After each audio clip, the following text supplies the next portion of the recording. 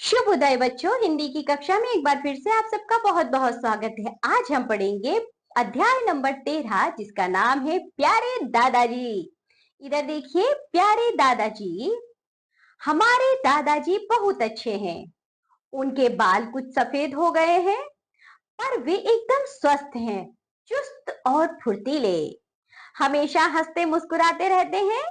दादाजी हमें बहुत प्यार करते हैं। वे हमारे साथ खेलते भी हैं।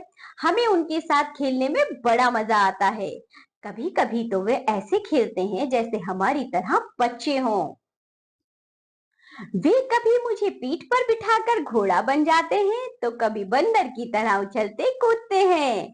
पर जब कुछ समझाना हो या कोई खास बात करनी हो तो वे गंभीर हो जाते हैं। हम सब उनकी बातें ध्यान से सुनते हैं। माँ पिताजी की तरह दादाजी भी पहले ऑफिस जाते थे। अब वे घर पर ही रहते हैं, सुबह उठकर टहलने जाते हैं, लौटकर अखबार पढ़ते हैं। हमें स्कूल बस तक छोड़ना भी उन्हीं का काम है। घर के लिए हरी ताजी सब्जी खरीदनी हो या हमारे छोटे से बगीचे की देखभाल, अपना काम वे कभी नहीं भूलते। दादाजी को घर में बैठे रहना पसंद नहीं। वे कुछ ना कुछ करते रहते हैं। कभी घर की सफाई करने में जुट जाएंगे तो कभी दादी जी के साथ सामान को सजाने की कोशिश करते मिलेंगे। वे पढ़ते भी खूब हैं और लिखते भी हैं। उन्होंने अनेक पुस्तकें लिखी हैं। पिछले महीने उनकी लिखी एक पुस्तक पर उन्हें इनाम भी मिला था। उस दिन शाम को मैं, माँ, पिताजी सब दादाजी के साथ गए थे। वहां काफी लोग आए थे। राष्ट्रपति जी ने अपने हाथों से उन्हें पुरस्कार दिया था। एक बार दादी जी को लेकर माँ पिताजी वाराणसी चले गए थे। वे 2 दिन बाद आने वाले थे।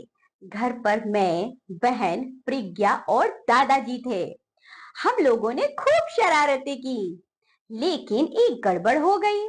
खेलते खेलते मेरा पैर फिसल गया। सिर पर भी चोट लगी, खून बहने लगा। दादाजी ने बिना देर किए मरहम पट्टी घर पर ही कर दी। फिर डॉक्टर के पास ले गए। मुझे 2 दिन बिस्तर पर ही रहना पड़ा। उन दिनों दादाजी अपने हाथों से मुझे खाना खिलाते थे। वह हमेशा मेरे पास रहते थे, मुझे खूब प्यार करते थे और संकट का सामना बहादुरी से करने की प्रेरणा देते थे। कुछ ही दिनों में मैं ठीक हो गया। मुझे अपना दादाजी पर गर्व है।